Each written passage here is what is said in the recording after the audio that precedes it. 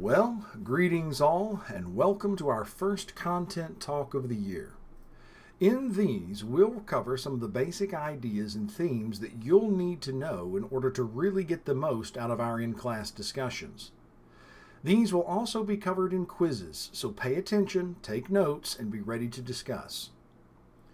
The real danger of a class like the TGCs, as interesting and important as they can be, is that if you aren't careful, they can devolve into just a list of important books that someone else says you should read just because they say you should read them, with no clear application to life as it is. That is, of course, not at all our goal here. So, if you want an important and useful answer, you have to ask an important and useful question. For us, that question is simple. How in the wide world of sports did Western society get to the place of absolute insanity in which we now find it? If you can't answer that question, you'll find it difficult to differentiate yourself from that insanity, and it will be nearly impossible to live a solid, valuable, and honorable life in the midst of it. So our first and most basic task, the one we'll be tackling in each source we read, will be to discover how in the world we got from there to here, and what role did the ideas and authors play in that process. A role they played on purpose sometimes, or by accident very often. So, let's circle back. Have you ever wondered why modern humanity is the way it is? What makes our current generation substantially different than the ones that came before? First, let's define modern. It's actually a slippery term. I'd bet that if you used it recently, you simply meant up to date.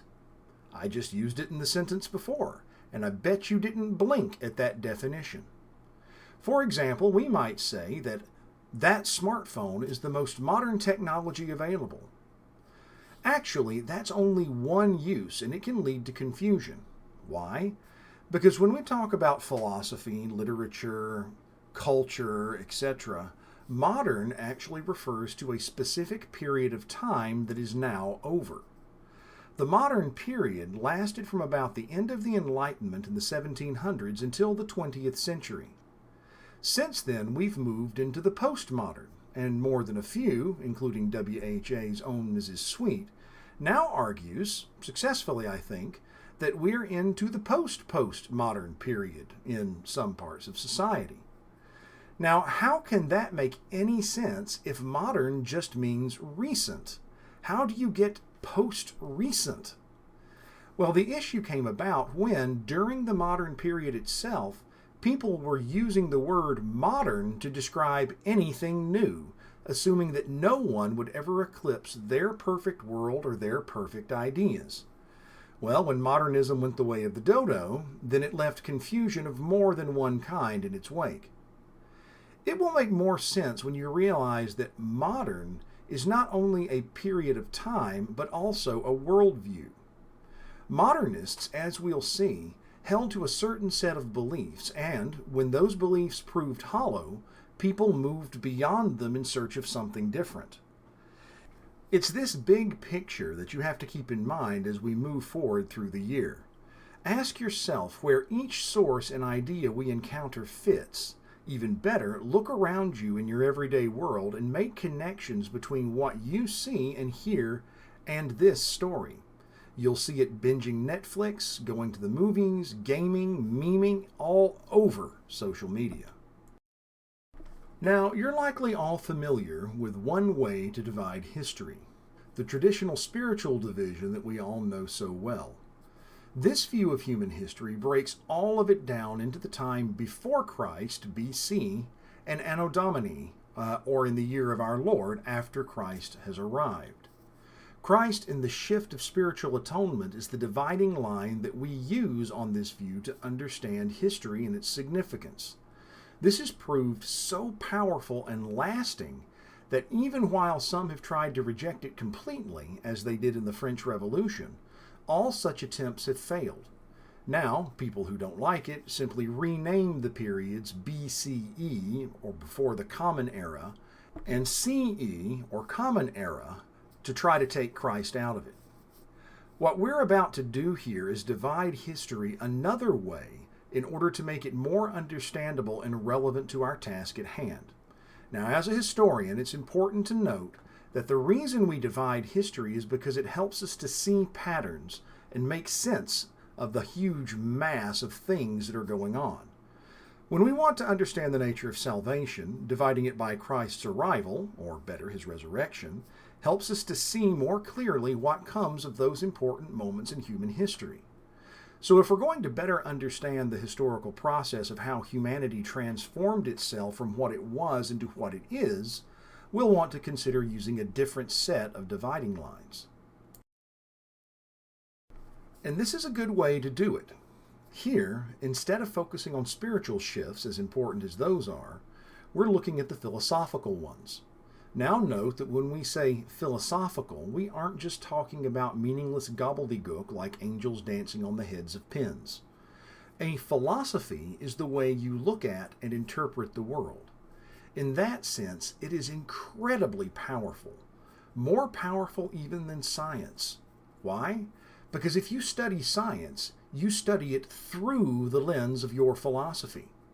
Therefore, a change in your philosophy can radically alter everything else about you, about the human world around you, and about your understanding of that science, for better or for worse.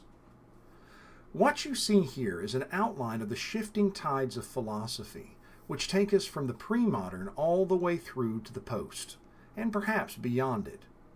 During the pre-modern period, people and cultures tended to see themselves as members of a community and a team. They were oriented toward God and religion, by and large, and the church was a key authority in their understanding of the world around them. These truths, specifically of Christianity in the West, were how they understood the world around them. Science was respected, as well as they knew it, but it was seen as limited in its reach and utility. As we moved into the modern period through the Renaissance and the Enlightenment, humanity began to reject God and the church as the center.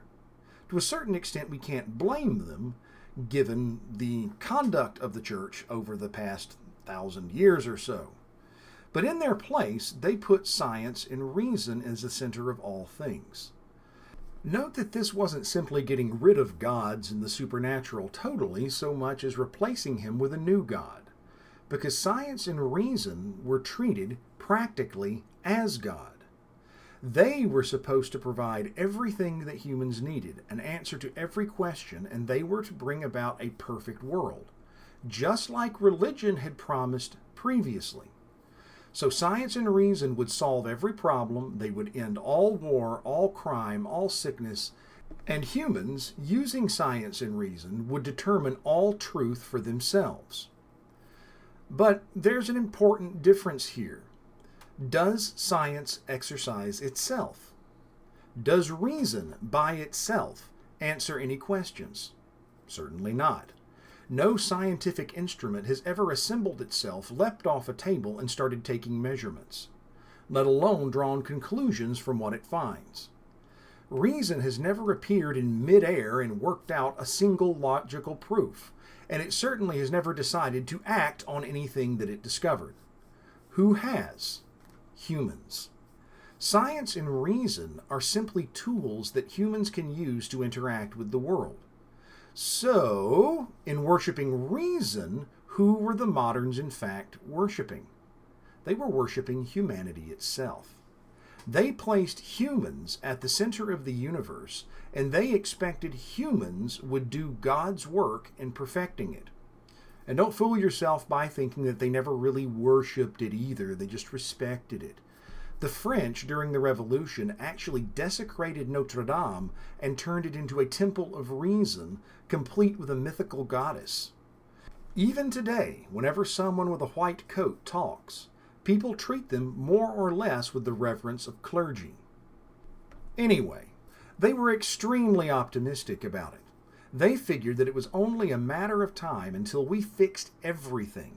Better, All things, morals, truth, and the meaning of life were left for humans to discover and perfect by simply choosing what they wanted and what they found via reason and science. For a long time, it sure seemed like they were right as Europe expanded and conquered the world and everything seemed to be going their way. But then, starting in the early 20th century, everything began to fall apart for the moderns. Humans, particularly European humans, were fixing the world, right? And then World War I hit, and science helped humans slaughter and maim about 40 million of each other. Yeah, we're going to get rid of war, right? Whole generations were wiped out and whole towns and cities leveled to the ground. Oh, but that was supposed to be the end of it. Remember, World War I was the war to make the world safe for democracy. It was the, what? The war to end all wars. That's what they told themselves. Well, within the next 10 years, what do we get? The Nazis in World War II, which kill and maim another 55 million using science, and even better, we end it all with a nuclear detonation that ushered in weapons that could literally destroy the flippin' planet. Reason had not only failed to prevent the slaughter, it had been leveraged by various groups in order to justify atrocities. If you go back and read some of the speeches of Adolf Hitler and some of the justifications used for the Holocaust, it is entirely, quote unquote, reasonable from their point of view. Well, if you put it that way, you might get an idea where the next big philosophical shift comes from. Modernism had not only failed to deliver on its utopian promises, it had self-destructed and nearly taken the whole world with it. So people began to reject it openly and everything that came with it. But rather than look at the modernist abuses of reason and science and return to the more sensible pre-modern standard, these people leapt full force into what was called the postmodern. If modernism was going to tell you all truth, the postmodern rejects even the idea of truth. If humans as an organized society were going to make a perfect world, postmodernism would reject all of the idealism and make it all about personal preference. The more extreme forms, which are becoming more and more common today, will actually openly reject science itself too.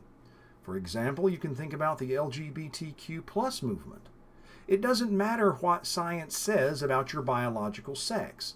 You can be anything you want to be simply because you want to be it. So to the postmodern mind, there is no objective outside truth that you have to conform your mind to and your reality to.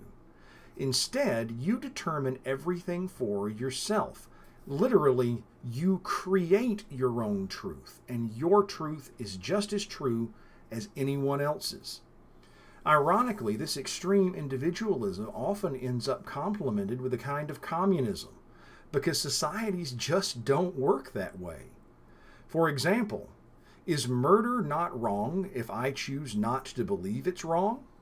Do you want to live in a society where people think that way? Think that they can murder you and get away with it and it's all okay because there is no such thing as truth? So ironically, even while saying everything is about the individual and holding on to things by blind faith, they appeal to culture and to the government and to the group to force their views onto people who disagree. That often ends up birthing a form of raw, arbitrary tyranny, a simple exercise of power where one group forces another to conform, as Michel Foucault might say. There is so much more to unpack, and we will unpack it further as time progresses, but I hope you can better see now the process as a whole, and therefore recognize the results of postmodernism in this crazy world around you and where it came from. Once you begin to really understand it, so many things that seemed insane and impossible start to make sense. If you look at the comparative descriptions on this slide, you can perhaps get a more coherent sense for how each period differs from the others.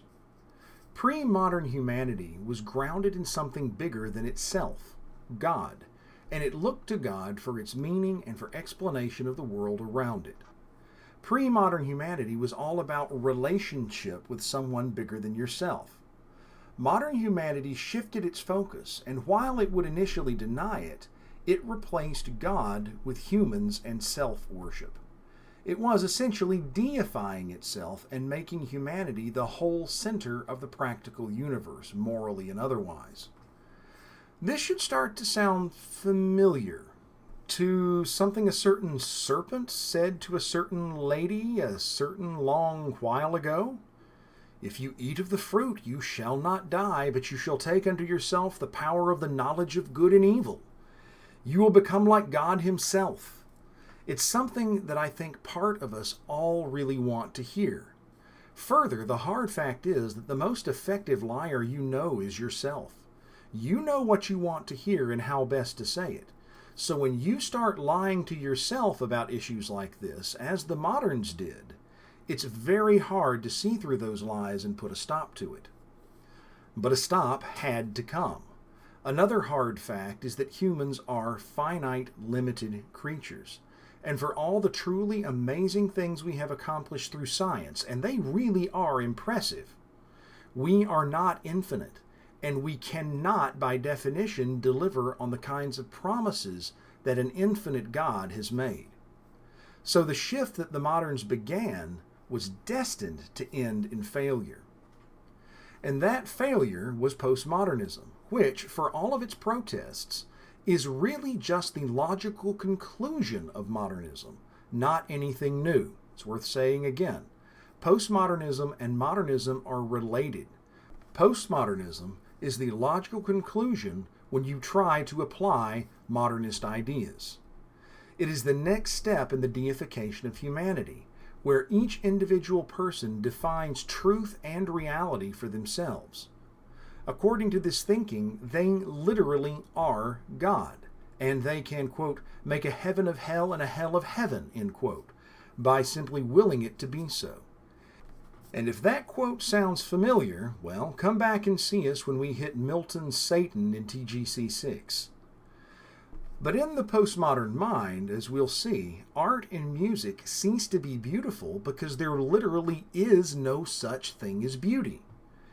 And if they want to, according to their reality, they can redefine ugliness as beauty. They can redefine hate as love, because all of these things are simply arbitrary and we can make them whatever we want, being our own little gods of the universe. And they'll start not just acting on it, but creating art and music that actively attacks and tries to destroy beauty, love, passion, and all of the good things that art and music were previously about. History ceases to tell the story of the past because, according to this point of view, there is no story to tell. It's all personal preference of the author. In fact, they will intentionally write false history to try to affect your political and social views because they don't believe there is such a thing as true history.